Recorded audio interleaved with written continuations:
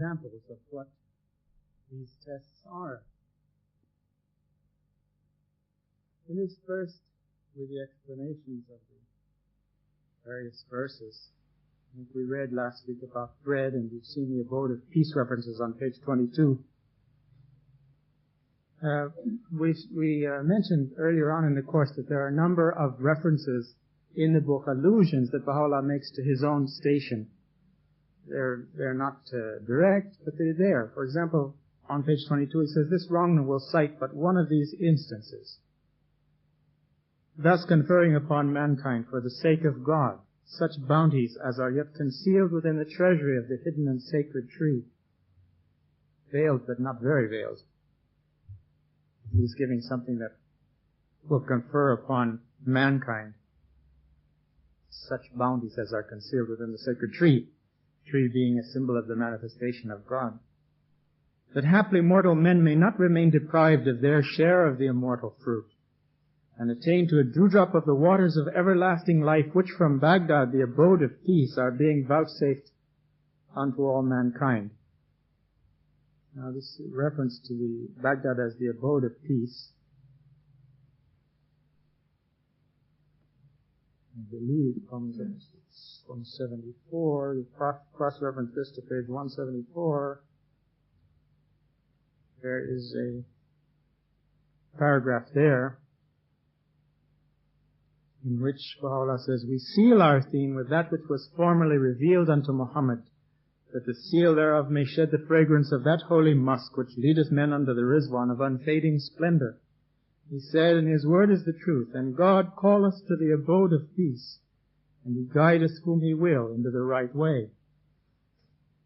And again, "For them is an abode of peace with their Lord, and he shall be their protector because of their works.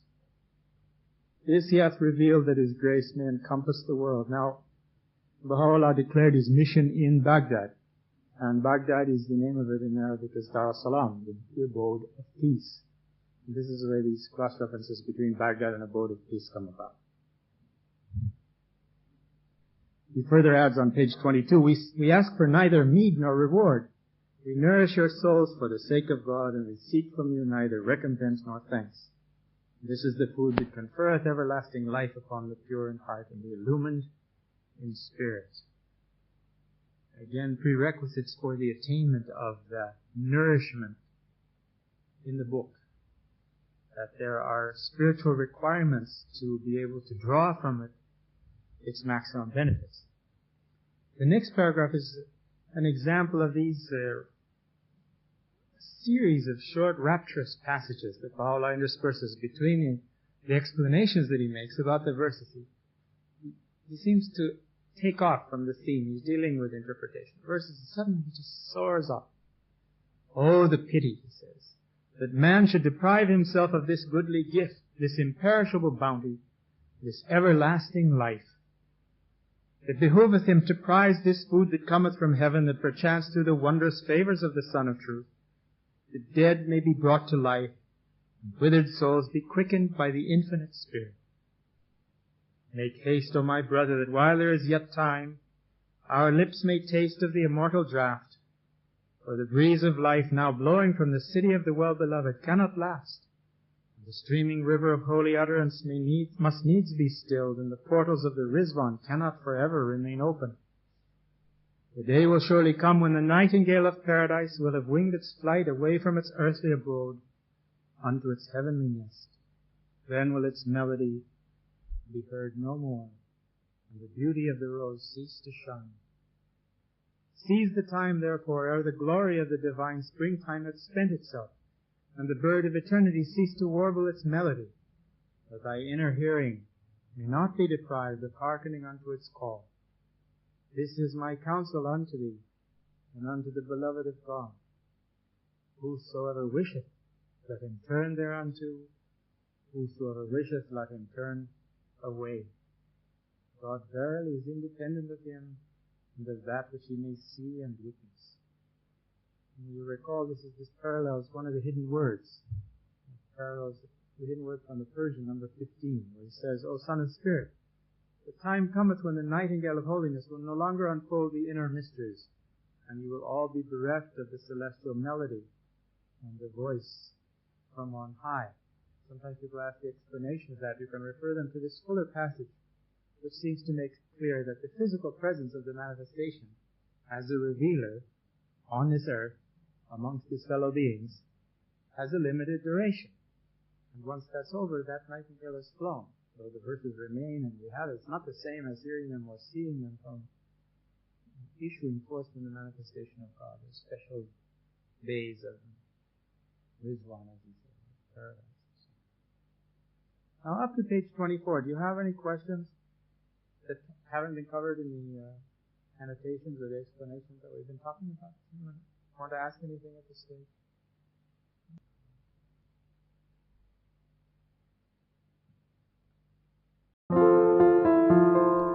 Please click like for this video and subscribe for more great content.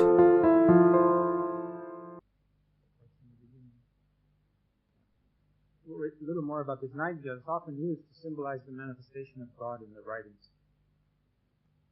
As in every instance, the human soul is always at liberty to exercise free will and choice in the matters of faith. In other words, you can choose the path or you can not choose the path. God does not push you in that direction.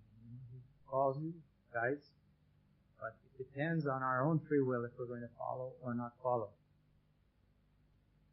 On page 24, Paul goes on explaining about this verse here. These are the melodies sung by Jesus, Son of Mary, in accents of majestic power in the Rizwan of the Gospel, revealing those signs that must needs herald the advent of the manifestation after him. In the first Gospel, according to Matthew, it's recorded, when they asked Jesus concerning the signs of his coming, he said unto them, immediately after the oppression of those days shall the sun be darkened, and the moon shall not give her light, and the stars shall fall from heaven, and the powers of the earth shall be shaken. And then shall appear the sign of the Son of Man in heaven, and then shall all the tribes of the earth mourn, and they shall see the Son of Man coming in the clouds of heaven with power and great glory. And he shall send his angels with a great sound of a trumpet. Rendered into the Persian tongue, the purport of these words is as follows. When the oppression and affliction that are to befall mankind will have come to pass, then shall the sun be withheld from shining, the moon from giving light. The stars of heaven shall fall upon the earth, and the pillars of the earth shall quake. At that time the signs of the Son of Man shall appear in heaven. That is, the promised beauty and substance of life shall, when these signs have appeared, step forth out of the realm of the invisible into the visible world. And he saith, at that time all the peoples and kindreds that dwell on earth shall bewail and lament, and they shall see that divine beauty coming from heaven, riding upon the clouds, with power, grandeur, and magnificence, sending his angels with a great sound of a trumpet. Similarly, in the three other Gospels, according to Luke, Mark, and John, the same statements are recorded. As we have referred at length to these in our tablets revealed in the Arabic tongue, we have made no mention of them in these stages and have confined ourselves to but one reference. There were previous to this other tablets revealed in Arabic on the same theme. The most outstanding of which were, as I understand, would be the Jawahir al-Asrar, the gems of mysteries, you might translate. It hasn't been translated into English, which is a very interesting combination of the themes of the Íqán and the themes of the seven valleys. It describes the progress of the soul through 7 cities. And in each of these cities, Baha'u'llah developed some of these principles that are in the Íqán. It's all in Arabic. And he cites from these biblical passages that he's mentioning here. Jawahir al-Asrar. In parallel, but in connection with this, one of the believers wrote The Guardian from Europe and said that the Christians, had the idea, she had as a Christian before she became a Bahá'í, that all eyes will see Christ when he comes. And how is this that the promised one has come, and now we have all these oppressions after his coming, when it appeared that those oppressions were going to come and then he would appear? And is there any explanation for this, or is this just the way it is, or what? So Shoghi Effendi wrote to her. And he said the following through his secretary. Now, as regards the signs that would herald the advent of the new manifestation, the guardian wishes you to read over very carefully Baha'u'llah's explanation as recorded in the Íqán. That's what you're doing now. There it is made clear that what is meant by the appearance of the Son of God after the calamitous events preceding His coming is the revelation of His full glory and its recognition and acceptance by the peoples of the world, and not His physical appearance. For Baha'u'llah, whose advent marks the return of the Son in the glory of the Father, has already appeared, and the signs predicted in the Gospel have not yet fully been realized. Their complete fulfillment, however, will mark the beginning of the recognition of His full station by the peoples of the world. Then and only then will His appearance be completely manifest. The date on that letter is 29 November 1937. We'll go into the explanations about Mary. She's mentioned here, but she's mentioned in more detail further on. We'll come back to that.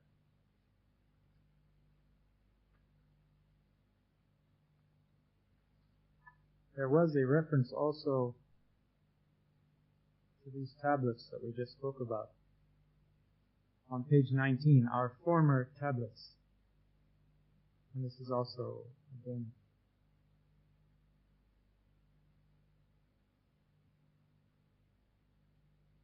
you can see some explanation about the importance of the Jawahir al-Asrar in Adib Tarzade's Revelation of Baha'u'llah, page 152, where he gives a brief resume of its contents. That would be volume 1, 152. It's also referred to in God Passes By, page 141, but it's just a brief reference there. That's affirmed in the Íqán, yes. Usually in the form of a comment is what we've understood. We don't know. It's affirmed in the book that it has, but we don't have records of those things. But in the case of the Bab and Baha'u'llah, there was a comment that's described in some detail in several Bahá'í books. I think in Mr. Sears' Thief in the Night deals with it. Also in Release the Sun, I think there's part of it's mentioned there. It's recorded some other places. It was a comet which began with a bright light, with a smaller light trailing behind it, and the front light dims out, and the back light gets even brighter than the first one, and it continues during this whole period to Halley's Comet, to appear in the sky. So I don't know if that was what it is. We don't know. We don't have anything in the writing saying that was it. But there is that recording. And there were a lot of physical falling of stars, showers of stars and things that people recorded. But we know that that also has a spiritual meaning. It's the falling of the stars of the previous dispensation through their non-recognition of the manifestation. They fall from their spiritual lights. And then also he says when the sun comes, of course, the stars are invisible. There's no meaning to it. When the sun comes, put out your lamp and go out and greet the sun. In the dark night you use the lamp to see by, but after that you don't need it. Go and look at the sun. This whole part of the Íqán, this reference we just read from Matthew, deals with symbolic terms used by the manifestations in various ways. And there's much to be said for carefully weighing each one of these interpretations. There are various interpretations given for the different symbols used here. And in this, we can find keys to understanding other scriptural references. If we want to look at the Quran, if we want to look at the Old and New Testament, it gives us a kind of a context, a framework in which, by absorbing the scheme that Baha'u'llah has given here, we find those means by which we can penetrate the meaning of other texts. First of all, he speaks about oppression. This is pages 29 to 32. He says this is an essential feature of every revelation. Men are oppressed and afflicted. The lingering traces of the Sun of Truth vanish, and that's an oppression in itself. People no longer follow the manifestations of God. The reins of mankind fall into the hands of the foolish. Another sign of this oppression. The portals of divine unity and understanding are closed. Now, Baha'u'llah speaks about the meaning of divine unity, where the persons would know by the term Tawheed. This is the realization in the soul or in the heart or in the mind or in the conscience of man, if you will, of the fact that the universe is a reflection of the glory of God. That the outside world, which has two aspects to it, it can be interpreted in two ways, and it depends on how we see. Basically, has to do with our vision. One is that it's the dust heap of a mortal world. It's the source of all corruption and difficulties for the soul, and is to be avoided. Close thine eye to the world and all that is therein. With the change, with the spiritual change that comes about by effort to sanctify our souls, try to draw closer to God, and this spiritual transformation begins to act in us and on us, then our old eye, he says, is replaced with a new eye, and our ear with a new ear, and we begin to see things in a different way. And at that stage, there's a transformation in the outer world as well, in which now we begin to observe it as being the face of God himself, as being the manifest part of all the hidden spiritual forces and powers that operate in the spiritual realm, in the realm of his own nature. In other words, he talks about how things come into being. First, they're in the mind of God, in the will of God, as we call it in the Mashiach, the divine will, or the world of command that you've seen in this middle line in the ringstone, where God's longing in the character of his universal manifestation wants to reveal himself through his love that he has for his creation, through the love that he knows creation has for him if he reveals himself. And this is outside temporal time. This is not time. This is eternal going on. And so he pours forth with his revelation. First, his revelation is a universe in which he creates through his divine names, the knitting together of all his divine names. He creates beings and he creates systems and creates the cosmos and everything. So in a sense, his attributes manifest in the universe constitute riddles, if you will, that the soul of man, when it's transformed and spiritualized, can solve these riddles and taste something of the source of all of these outer appearances. And then the diversity of the outside world begins to pull itself together under certain divine forces, divine principles. So through this diversification of divine bounty, we come to understand the nature of bounty. Through this diversification of appearances, we come to know something of the hidden one. And so the outer face of creation becomes very important to us. And you recall in Baha'u'llah's prayer, something says, every time I look at the mountain, I think this, and when I see the sea, I'm reminded of that, and when I see the stars, I'm reminded of this. It's that kind of remembrance that the world can give us that fortifies the spiritual vision. In fact, all the symbols for our understanding come from the natural world.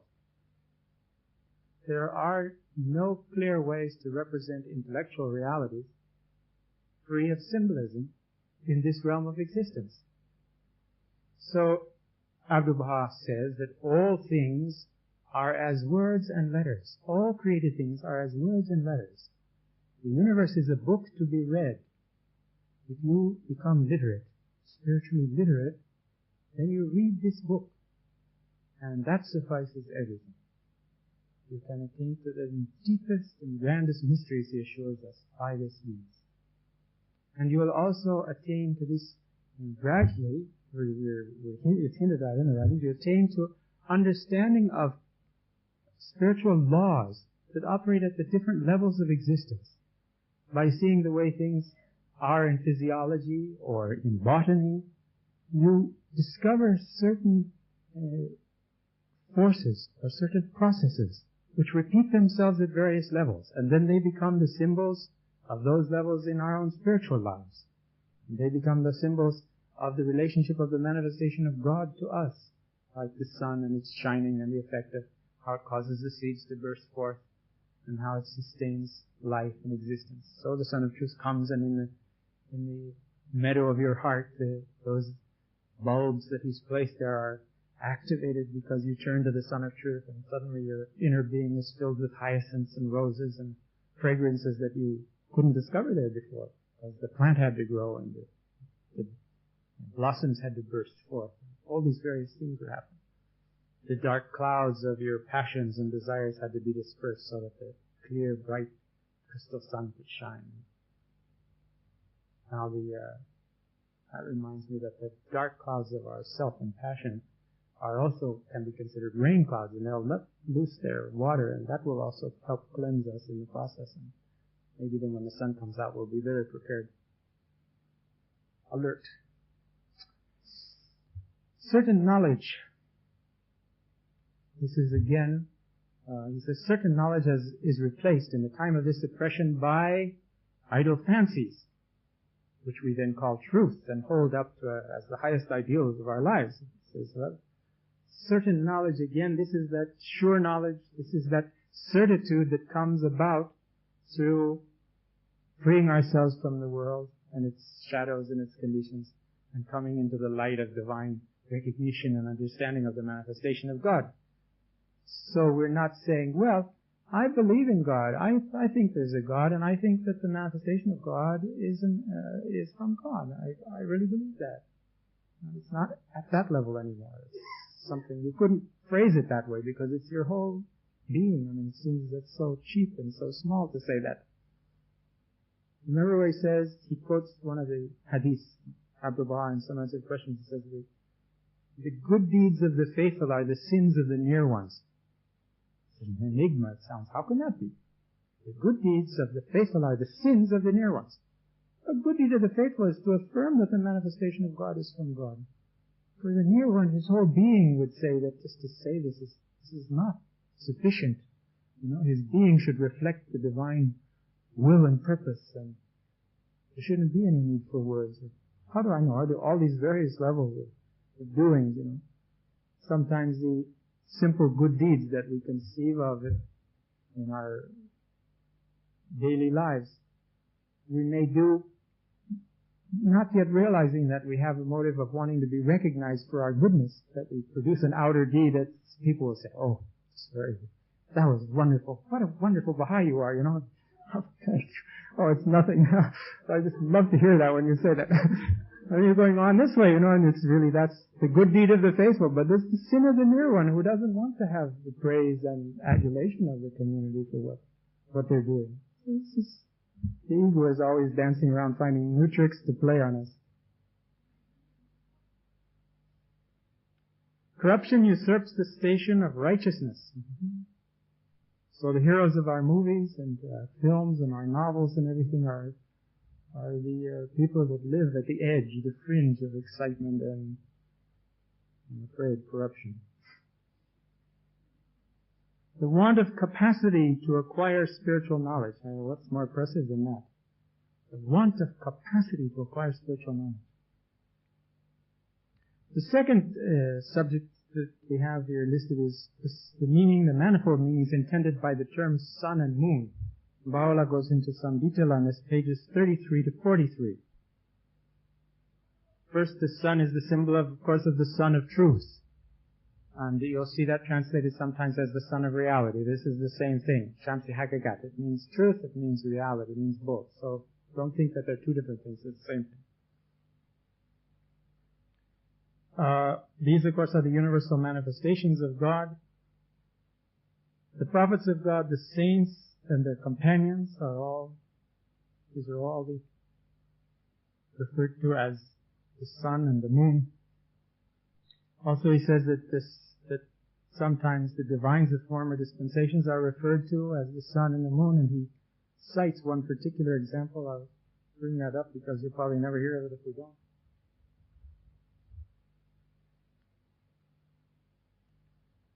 I jumped ahead here a little bit. We may have to wait till it comes up. I don't know if I can spot it right away. Anyway, remind me, see if we come back to this point. The sun and the moon, there's a particular interpretation given to this. You may have come across it here. This is on page 37. The term sun has been applied to the leaders of religion.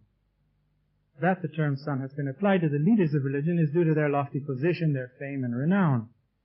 Such are the universally recognized divines of every age who speak with authority and whose fame is securely established. If they be in the likeness of the Son of Truth, they will surely be counted as the most exalted of all luminaries. Otherwise they are to be recognized as the focal centers of hellish fire, even as he saith. And then he says in the quotes from the Quran, "Verily the sun and the moon are both condemned to the torment of an infernal fire." You are no doubt familiar with the interpretation of the term sun and moon mentioned in this verse. No need, therefore, to refer unto it. And if my note is here, no need to ask me either, because I won't remember.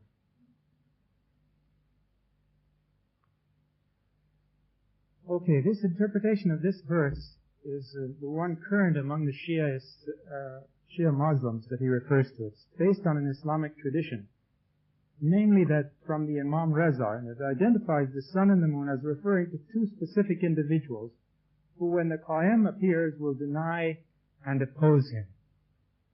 And you can go farther and find the names of them, but the names are not significant to us. The point is that sun and moon in this verse are both condemned to the torment of infernal fire. They are outstanding divines, two outstanding divines who in this day have denied the Bab and Baha'u'llah, however that works out. And it's from tradition, the interpretation of it is from a tradition of the Imam Reza.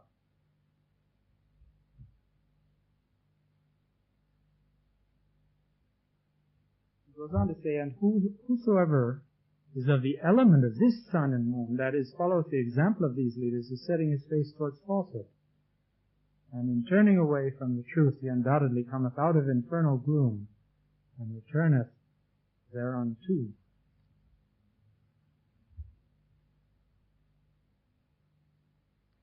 Then finally he speaks of the sun and the moon and their darkening as referring to the annulment of laws and teachings of previous dispensations, such as obligatory prayer and fasting of the previous time is cancelled and a new one is given. And here he quotes from a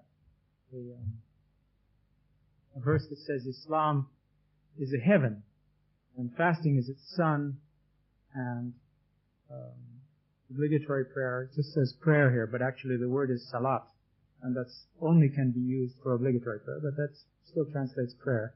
But you should understand there's a distinction between that and other prayers. It's the very exalted prayer of salat, the obligatory prayer, is the moon.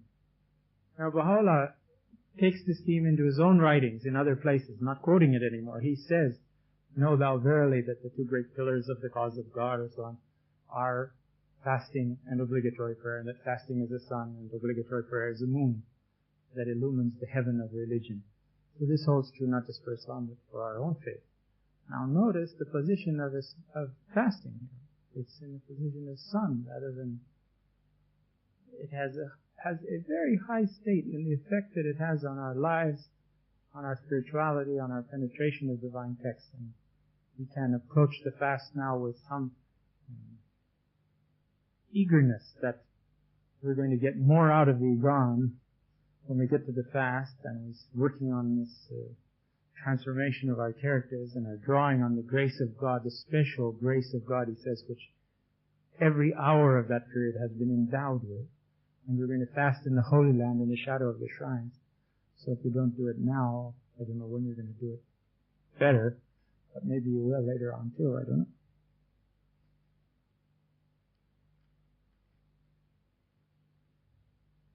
The next one has to do with cleaving of the heavens. This is page 44 and 45. And he says this is the fact that the former dispensation is superseded and annulled. The cleaving of the heavens. And of course, he speaks about the heaven of religion. The heaven of divine religion is cleft. It's split. It's annulled. We have a new time, and when the manifestation of God appears, He is the authority of God, and the old laws and the old order pass away. The old earth, the old heaven and the old earth pass away, and a new heaven and a new earth appear in its stead. The old world order is rolled up, and a new one is rolled out in its place. Then he speaks about the sign of the Son of Man in heaven, and as someone was saying, is both the sign in the visible heaven, a star will appear, and in the invisible heaven, a harbinger will be made manifest. And Baha'u'llah cites on pages 61 to 66 some examples of this, and speaks about the forerunners of the previous dispensations. And he speaks about Sheikh Ahmad and Sayyid Qazim, the two lights of this time. The various meanings of heaven are discussed from pages 66 to 69,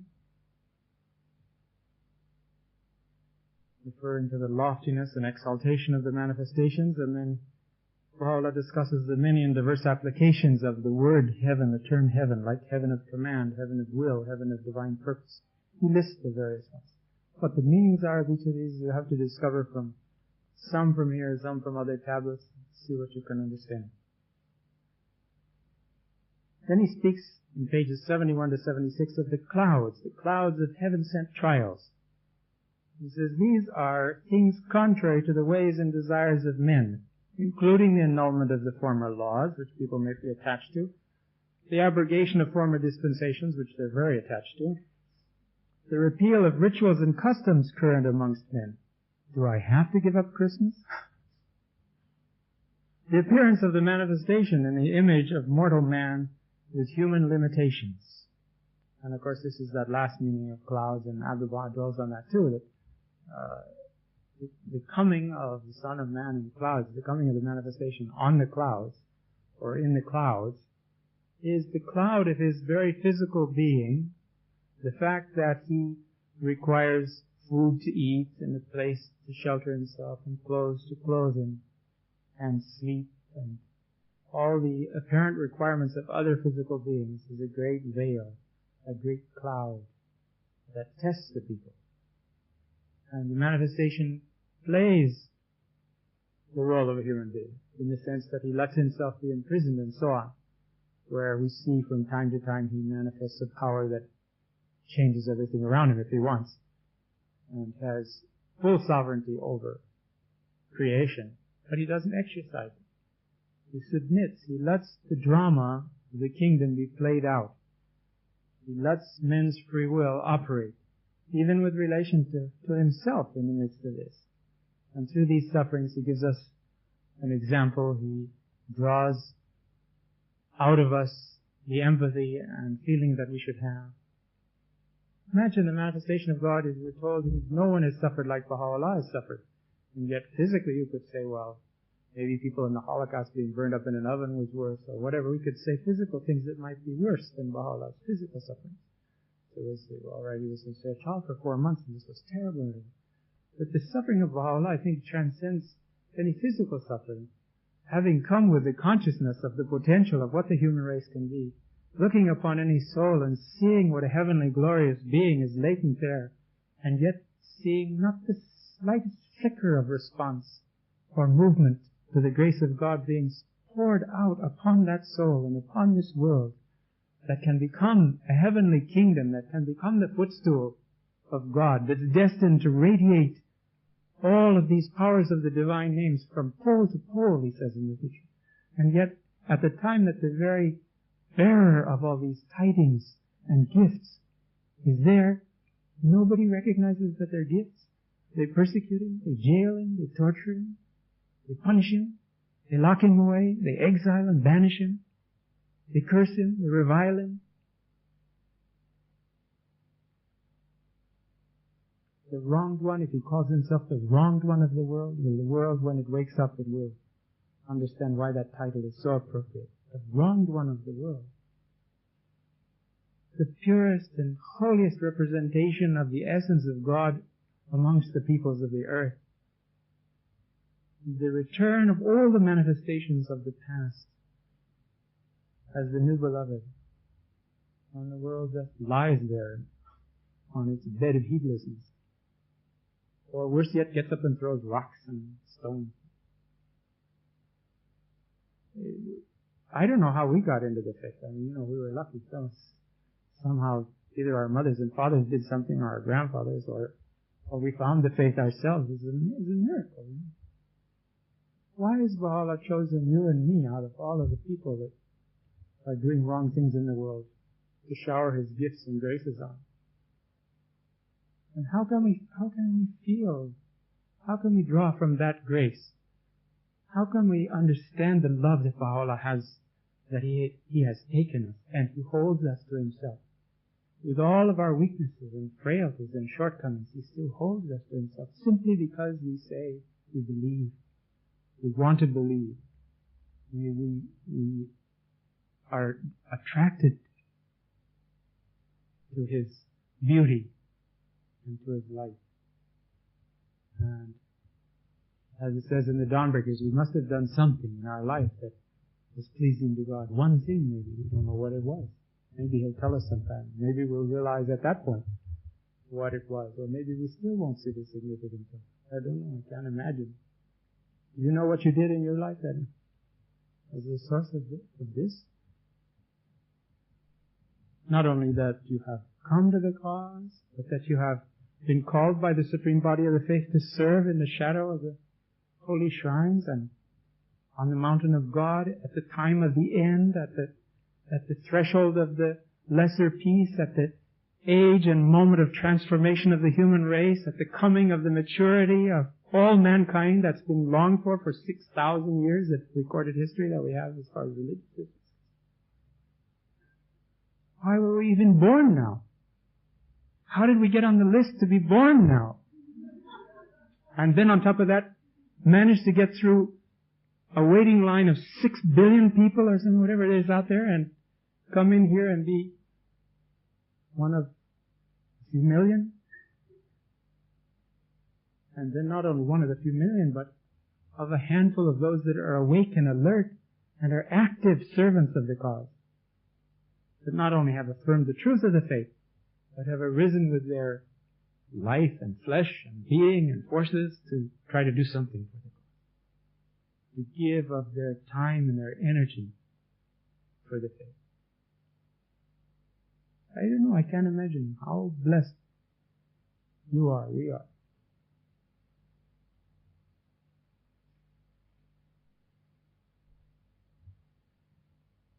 Changing of the earth, he says. Page 46 to 48. Transformation of the earth of human hearts.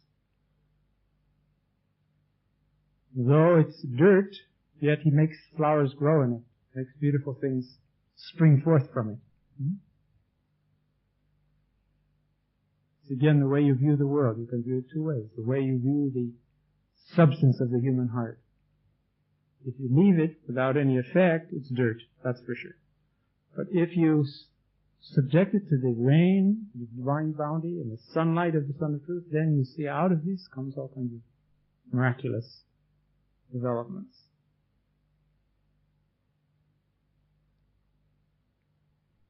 We had that one, I guess we did. Did I skip that one before? Smoke. Pages 76 to 77. Smoke, he says, is a symbol of grave dissensions, of the abrogation and demolition of recognized standards, the utter destruction of narrow-minded exponents of such standards. Angels, pages 78 to 80. These are holy beings who have consumed all human traits and limitations and clothed themselves with spiritual attributes.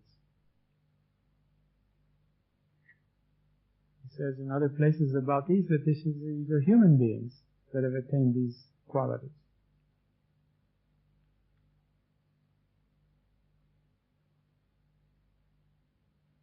Further in part 1 he speaks about the meaning of perverting of the text. He says this is the interpretation of the text in accordance with the idle imaginings and vain desires of the religious leaders. It doesn't have to do with actually changing the text. He said, what would a people who have received this book from God, why would they try to change the text, and pervert the text in the sense of replacing some words with other words. This is not their, that would not be the thing that they would do freely. And he says that this refers to the way they interpret it. But I think I mentioned to you that they've even gone so far as to not change the book intentionally, but to change the translations. For instance, in the Arabic, throughout the Arabic Bible in the time of Baha'u'llah, there were lots of glory of gods that were in the Arabic text for centuries, Baha'u'llah. And they found another way, because that was causing all kinds of problems, because the Baha'is were teaching and saying, look, here's this Baha'u'llah, here's this Baha'u'llah, here's this Baha'u'llah. So there was a new edition of the Bible came out in Arabic, and then all of those have been removed. And they've put, I don't know, something like, what is it, Majidullah or something like that, some word that means majesty, like glory, but majesty. That could also be a meaning, similar meaning, but of course it's away from the word Baha. And they have changed that in the text, so that they could get away from Baha'is referring to this, causing difficulties.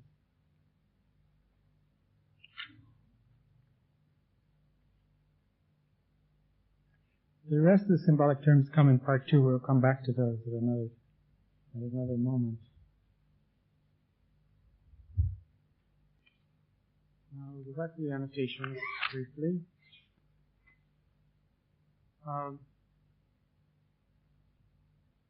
You'll notice on page 26 it says, inasmuch as the Christian divines have failed to apprehend the meaning of these words and did not recognize their object and purpose, and have clung to the literal interpretation of the words of Jesus, they therefore became deprived of the streaming grace of the Mohammedan revelation and its showering bounties, guarding the teaching of Christ, and yet consider how they themselves have been the cause of men's failure to accept the faith and attain unto salvation.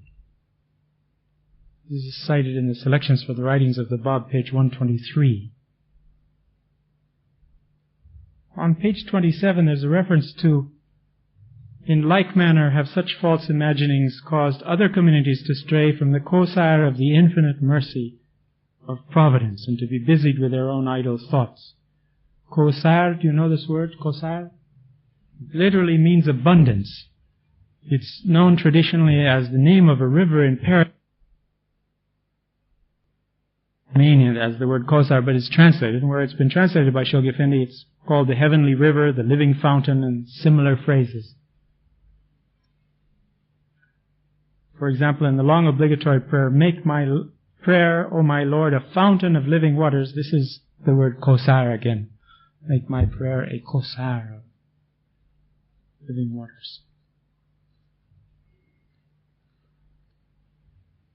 According to one of the Prophet's traditions, Muhammad's traditions, he says, this river, wherein his Lord promised him abundant good, is sweeter than honey, whiter than milk, cooler than snow, and smoother than cream. Its banks are of chrysolites, and its vessels to drink thereout are of silver, and those who drink of it shall never thirst. There's various symbols of this rivers. Another one is that the throne of God, from the base of the throne of God in paradise, 4 rivers flow. And let's see if I remember correctly, there's water, milk, honey, and wine. And Mirza Abul Faz interprets these. He says that these are 4 categories of the divine teachings that flow from Baha'u'llah's pen. And they are the rivers of paradise. And these are also identified, I think, with Kosar and Salsabil and some of the other names that you see in the writings. On page 28 there's a reference here to a term that we oftentimes see in the writings too, the Sadatul Muntaha. It speaks about the recognition of the Sadatul Muntaha, the ultimate purpose. Sajad is tree, Muntaha is the furthermost tree, you could say. Or the tree beyond which there is no passing, it's sometimes been translated. So, oftentimes the term Sadatul Muntaha is translated in the writings in English as the divine lote tree, or sometimes the tree of life, the holy tree. Baha'u'llah says about it in a tablet that's cited in the tablets of Baha'u'llah, page 137. The holy tree, the Sadrat, is, in a sense, the manifestation of the one true God, exalted be He. That has to do with just the tree part. Now, the reason it's called the furthermost tree, or the tree beyond which there's no passing, has to do with Islamic traditions. When Muhammad went through the 7 heavens on his night journey, his legendary night journey, he went through the 7 heavens. In each heavens he saw one of the prophets of God and the followers surrounding them, and then he'd move to a new heaven and move through these heavens. He got to the 7th heaven, the highest heaven. And there was this divine tree, the Sadratul Muntaha, thus far and no farther. That's the furthest that his spirit could ascend. And the voice of the King of Glory spoke to him from out the midst of this tree. This is interesting symbology with relation to Baha'u'llah. And so on, he goes to describes this tree, how many thousands and thousands of leaves it had, and what the bounties that came from it, and there are a number of traditions about it. You can find those in Islamic books. But this is the meaning of it. Now, sometimes it says the tree planted at the end of the road. We haven't been able to find where the origin of that came into the Bahá'í glossaries. It seems that all the Islamic definitions are definitely on the spiritual side, but there may be something in Arabic traditions that they put some tree at the furthest point from your sight, so that if you were moving on a road in the desert, you could find your way. And that then became a symbol for this. But we haven't found any clear indications in authoritative texts for that. That's because we're working on that with the annotations. It appears in the Akdas too, the term. We're trying to find out the origin of these things. On page 29, I should read a little of the text here. As to the words immediately after the oppression of those days, they refer to the time when men shall become oppressed and afflicted, the time when the lingering traces of the Sun of Truth and the fruit of the tree of knowledge and wisdom will have vanished from the midst of men, when the reins of mankind will have fallen into the grasp of the foolish and ignorant, when the portals of divine unity and understanding, the essential and highest purpose in creation, will have been closed, and certain knowledge will have given way to idle fancy, and corruption will have usurped the station of righteousness. Such a condition as this is witnessed in this day, when the reins of every community have fallen into the grasp of foolish leaders, who lead after their own whims and desire. On their tongue the mention of God hath become an empty name, in their midst His holy word a dead letter. Such is the sway of their desires, that the lamp of conscience and reason hath been quenched in their hearts, and this although the fingers of divine power have unlocked the portals of the knowledge of God, and the light of divine knowledge and heavenly grace hath illumined and inspired the essence of all created things, in such wise that in each and everything a door of knowledge hath been opened, and within every atom traces of the sun hath been made manifest. And yet in spite of all these manifold revelations of divine knowledge, which have encompassed the world, they still vainly imagine the door of knowledge to be closed. Now, down through the end of this page, and on to the next page, you can see a description by Baha'u'llah of the Muslim leaders, nine different stages. They still vainly imagine the door of knowledge to be closed. They've strayed far from the Urwatul Wusqa. This is the firm, the sure handle, the firm handle. It's a symbol of the faith of God again. And so on. You can work those out.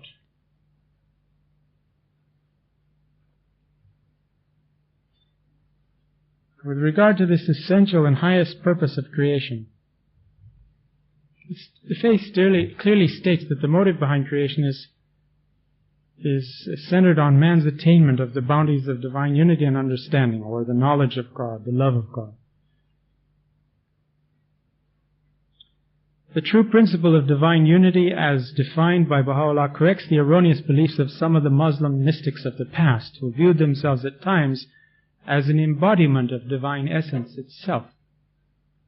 He is a true believer in divine unity, Baha'u'llah asserts, who, far from confusing duality with oneness, refuseth to allow any notion of multiplicity to cloud his conception of the singleness of God. who will regard the divine being as one who by his very nature transcendeth the limitations of numbers. How do we understand that? I don't know. The simple way is there are two things described in the writings: the unity of God and the oneness of God. These two terms interchange, but in the Arabic original, they retain the same order and they retain the same meaning. One, you could say, is that oneness that's symbolized by the number one or by a point. It's countable. It's a one that's countable. This is the manifest aspect of God, if you will. And this is perhaps the reason the Bab called himself the primal point, the first appearance from the realm of the invisible. The other oneness or unity is when you erase that one or that point and there's nothing left. It's undefined oneness. It's a oneness that cannot be limited by even the number one. You see, we're dealing with a concept at the level of the essence that the mind won't comprehend. So we just have these games, so to speak, to give us an idea. What would that be? Oneness with no number one to indicate what it is. Just nothing in that sense. Nothing definable or countable. And in that sense, everything, or the encompassment of everything. The reference we read to an empty name and a dead letter, Muhammad himself had prophesied such a condition. He says, "A day shall be witnessed by my people, whereon there will have remained of Islam not but a name, and of the Quran not but a mere appearance. The doctors of that age shall be the most evil the world hath ever seen. Mischief hath proceeded from them, and on them it will recoil." It has been cited by Shoghi Effendi in Promised Day Has Come, page 99. Empty name, a dead letter. Another translation of Urvat al-Wuska is the firm cord. Sure handle, the firm cord. Abdul Baha connects it with the covenant.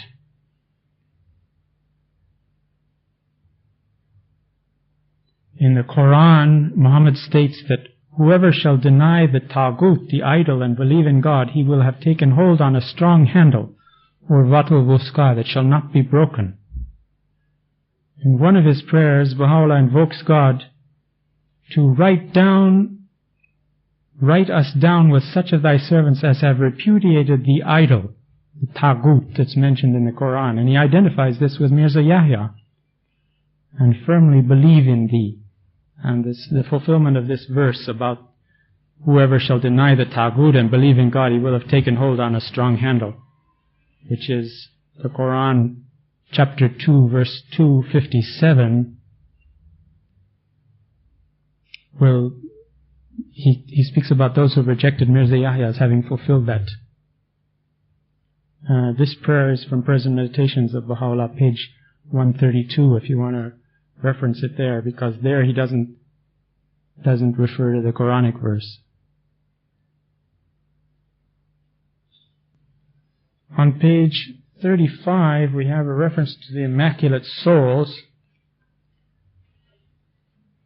The writings of the Immaculate Souls, that's one of the answers to the questions that were set for the first part of the book.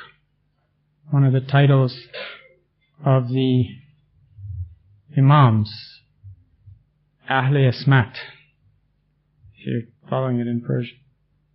Immaculate Souls, the writings of the Immaculate Souls, the traditions of the Imams of Shia Islam. You know from reading the dispensation that these 12 souls are upheld, the position of them is upheld in the writings. The validity of the imamate is affirmed. And Shoghi Effendi says there, that divinely appointed institution of whose most distinguished member, which is the Imam Hussein, the Bab himself was a lineal descendant. and which continued for a period of no less than 260 years to be the chosen recipient of the guidance of the Almighty and the repository of one of the two most precious legacies of Islam. Regarding the legacies, you can see page 201, these two legacies, 201, on 201 of the Íqán. You may want to refer to that. They're referred to as, "Verily I leave amongst you my twin weighty testimonies, the Book of God and my family," and these are also referred to as these two legacies. The family being then his descendants, lineal descendants through this line of Imams, the 12 leaders of Islam after Muhammad, of Shia Islam. On pages 39 and 40, there's a very interesting passage here, which is an example of Baha'u'llah teaching the faith himself. Did you notice this? I'm sure you must have when you read through it. He cited this fasting as illumination and prayer as light. And he says, "One day a well-known divine came to visit us. While we were conversing with him, he referred to the above-quoted tradition. He said, 'Inasmuch as fasting causeth the heat of the body to increase, it hath therefore been likened unto the light of the sun, and as the prayer of the night season refresheth man, it hath been compared unto the radiance of the moon.' Thereupon we realized that that poor man had not been favored with a single drop of the ocean of true understanding, and had strayed far from the burning bush of divine wisdom. We then politely observed to him, saying," Baha'u'llah, who knows the whole thing, he's finding a way now with this man, says, "The interpretation your honor hath given to this tradition is the one current amongst the people. Could it not be interpreted differently?" He asked us, "What could it be?" We made reply, "Muhammad, the seal of the prophets and the most distinguished of God's chosen ones, hath likened the dispensation of the Quran unto heaven, by reason of its loftiness, its paramount influence, its majesty, and the fact that it comprehendeth all religions. And as the sun and the moon constitute the brightest and most prominent luminaries in the heavens, similarly in the heaven of the religion of God, two shining orbs have been ordained, fasting and prayer." And then he quotes, "Islam is heaven, fasting is its sun, prayer its moon." This is the purpose underlying the symbolic words of the manifestations of God. Consequently, the application of the terms sun and moon to things already mentioned hath been demonstrated and justified by the text of the sacred verses and the recorded traditions.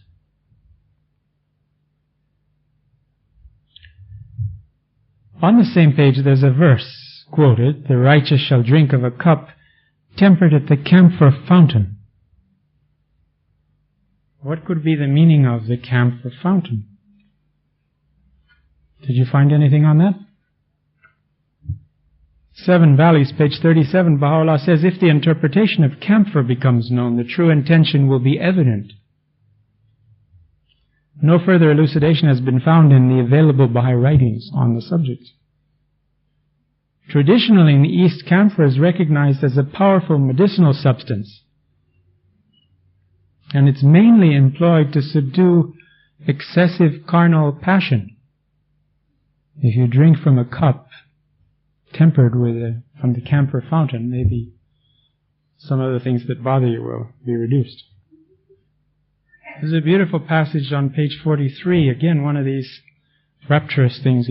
He's giving the explanations, then he hones in on the soul of the Afnan, and he hones in on our soul, if you will, and he says, "O my brother, take thou the step of truth, so that swift as the twinkling of an eye thou mayest flash through the wilds of remoteness and bereavement. Attain the Rizwan of everlasting reunion, and in one breath commune with the heavenly spirits. For with human feet thou canst never hope to traverse these immeasurable distances, nor attain thy goal. Peace be upon him whom the light of truth guideth unto all truths, and who in the name of God standeth in the path of his cause upon the shore of true understanding." You remember the step of the Spirit in the hidden words. He says, "Thou art but one step away from the glorious heights above. Take one pace, and with the next advance into the immortal realm," so on. This Persian word, hidden word number 7. And in Persian word the Persian hidden word number 8, he says, be swift in the path of holiness. Swift as the twinkling of an eye, he's saying here. And enter the heaven of communion with me. Again, Baha'u'llah in one of his tablets says, this most great, this fathomless and surging ocean is near, astonishingly near unto you.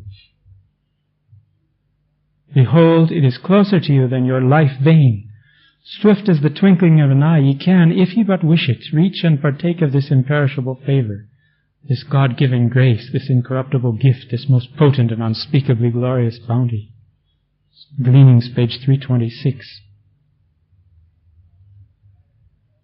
He talks about in the 7 valleys, about crossing the 7 stages in 7 steps, nay rather in 7 breaths, nay rather in a single breath, if God will and desire it.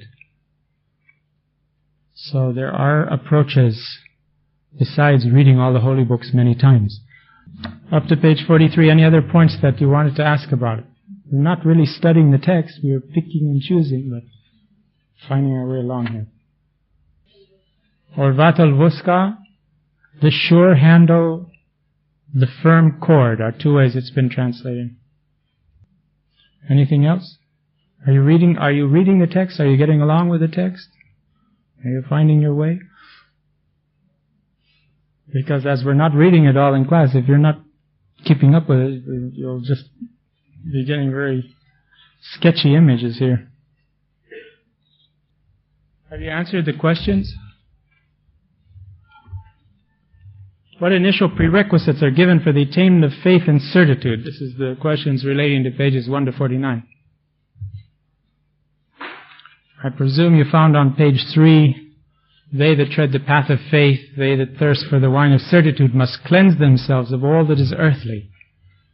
Their ears from idle talk, their minds from vain imaginings, their hearts from worldly affections, their eyes from that which perisheth.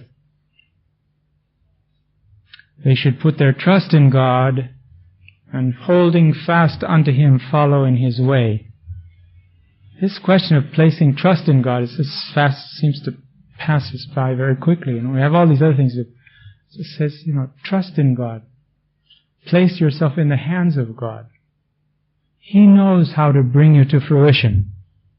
Trust that the simple things like saying your obligatory prayer and reciting the verses morning and evening, doing what you can to study the holy text, trying to embody in your life every day something of the divine teachings, that these will bring the desired effect. Second question, what is Baha'u'llah's purpose in recounting the sufferings and indignities experienced by the prophets of old?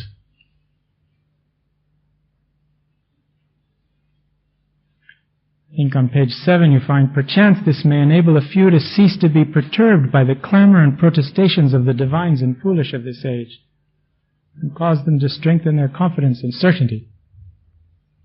As they were saying, well, how can this be the promised one? He was imprisoned, he didn't have any strength to oppose the enemies, he was finally martyred in Tabriz. This is the Qiyam. Baha'u'llah says, what about all the other messengers? The same thing happens to them. The ones that you affirm, the people that are complaining, that you affirm our divine messenger. Why does the Almighty test His servants? On pages 8 and 9 he goes into this in some detail. He says that you may acknowledge, he says meditate and so on, and then he says that you may acknowledge the truth that from time immemorial, even unto eternity, the Almighty hath tried and will continue to try His servants, so that light may be distinguished from darkness, truth from falsehood, right from wrong, guidance from error, happiness from misery, and roses from thorns. Even as He hath revealed. Do men think when they say, we believe, they shall be let alone and not be put to proof? That's a quote. That final one is a quote from the Quran.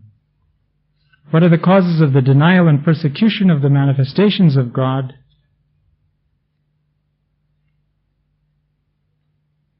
It says this precedes pages 14 and 15 answer that question.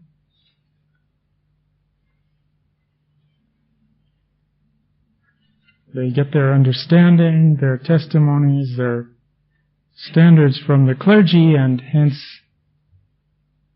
since they find these at variance, what happens with the new teachings are at variance with their limited understanding, they arise to perpetrate these unseemly acts against the manifestations. Someone find the explanation of Muhammad's declaration, I am Jesus? Pages what?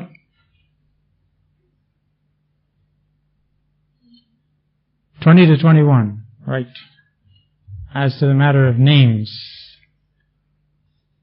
what does Baha'u'llah refer to as the essential feature of every revelation? What pages? 31 to 32, right. What oppression is greater than that which hath been recounted? And he goes on, he says, this oppression is the essential feature of every revelation. In what sense does the symbolic term sun apply to the manifestations of God?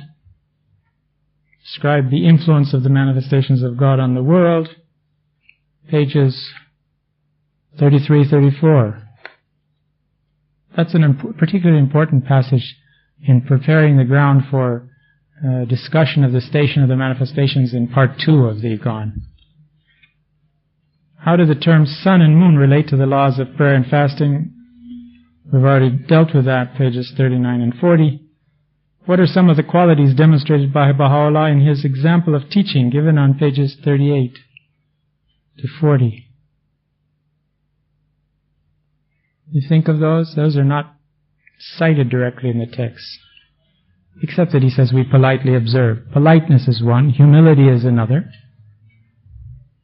Understanding, you listen to what the man said, understood his ignorance, he had understanding for him, and then he found a way to suggest an alternative explanation, as if the two of them were together searching for truth. And then Baha'u'llah sets forth a short and clear explanation, not like some of us who tire our listeners, students, with endless verbiage. Good night. I think that covers it, doesn't it? Oh, then what's the cleaving of the heavens? There's two more questions here. Let's see. You have that, we found that. By heaven is meant the heaven of divine revelation, which is elevated with every manifestation and rent asunder with every subsequent one. By cloven asunder is meant the former dispensation is superseded and annulled, pages 44 and 45. Finally, why do the prophets use symbolic terms and abstruse allusions? Know verily that the purpose underlying all these symbolic terms and abstruse allusions which emanate from the revealers of God's holy cause hath been to test and prove the peoples of the world, that thereby the earth of the pure and illuminated hearts may be known from the perishable and barren soil. From time immemorial such hath been the way of God amidst His creatures, and to this testify the records of the sacred books, page 49. Now you've got a second set of questions dealing with pages 50 through the end of part 1. I think you still have those in hand, so we'll start to look at those next week. We're not doing 50 pages a week.